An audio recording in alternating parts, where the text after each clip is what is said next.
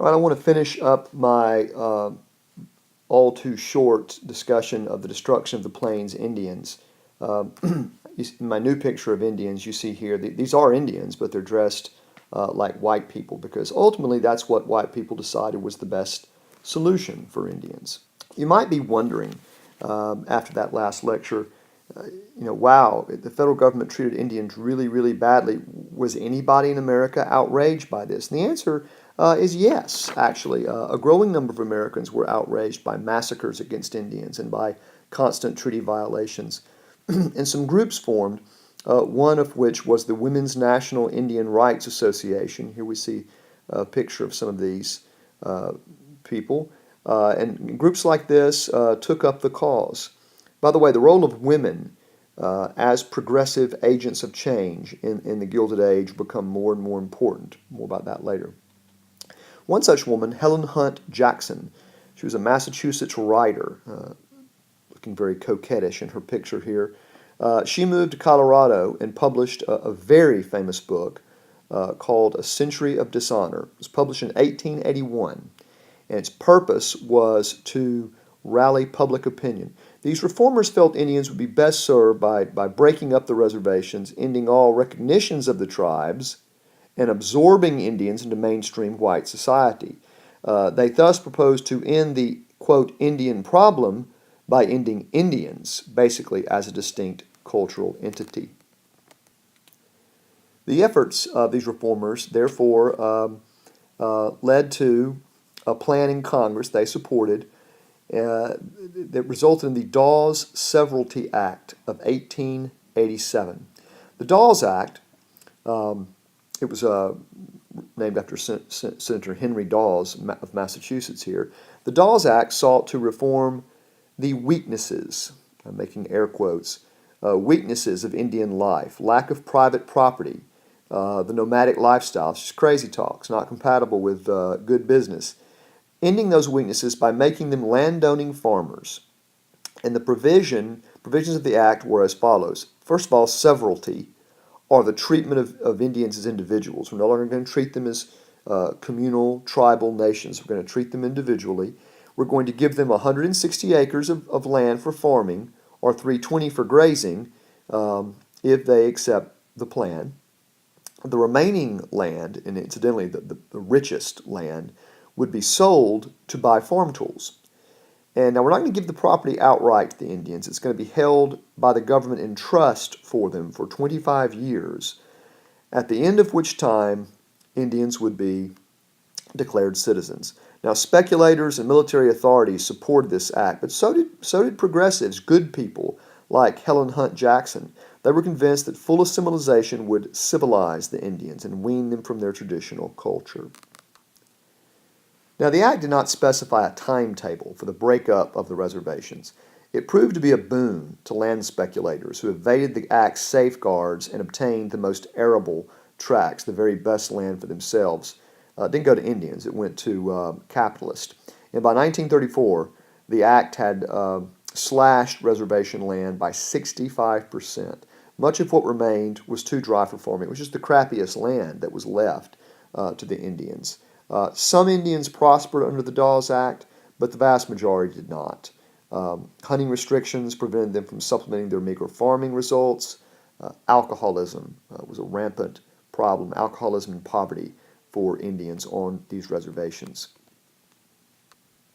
Now, living conditions for the Sioux worsened in the late 1880s, and the federal authorities reduced their rations and imposed more and more restrictions. When disease killed a third of their cattle, the Sioux were desperate. And they still numbered almost 25,000, and they turned to a man named Wovoka, a popular Sioux prophet. And he was a spiritual man. He promised to restore the Sioux to their original dominance of the plains if they would perform the ghost dance. Ghost dance is this spiritual dance, and dancers would wear ghost shirts. We see a picture of one here. And these were basically sacred vestments of cotton or leather decorated to ward off evil. And the ghost dancers would dance in a circle, accelerating until they reached a trance-like state which produced visions. Some of you may be aware of the mystical branch of Islam called Sufism. And some Sufis practice this sort of dancing meditation. They're called whirling dervishes in present-day Turkey. It's kind of amazing. So this is not unprecedented and unique necessarily, the idea of this ghost dance to induce a spiritual ecstasy. And hopefully this connection with the divine will restore the Sioux to dominance on the plains. It's how they're coping. It's how they're using their spirituality to cope. The ghost dance, however, it became very popular, and it spread, and the authorities became alarmed by the fall of 1890. They didn't understand it. Much like some white people assume all of Islam is militant, or all Catholics believe what the Pope says, or whatever sort of prejudicial feelings people may have. Imagine that exponential level. Federal authorities were very alarmed by this ghost dance movement.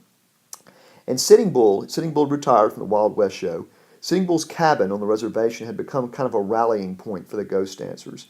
And Major James McLaughlin, the reservation agent, decided he needed to arrest Sitting Bull.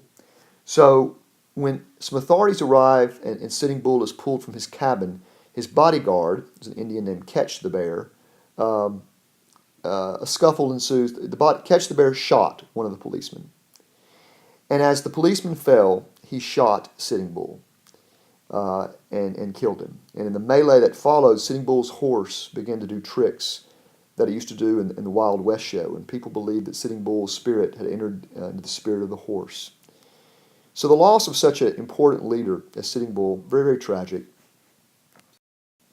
And then 2 weeks later, amazingly, a very tragic event occurred, the Wounded Knee Massacre. And this really will mark the end of resistance on the plains.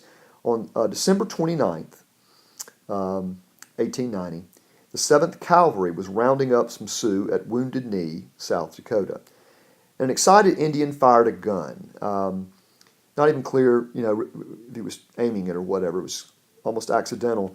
And soldiers, panicked, retaliated with cannon fire, slaughtering 300 Sioux within minutes, including 7 infants.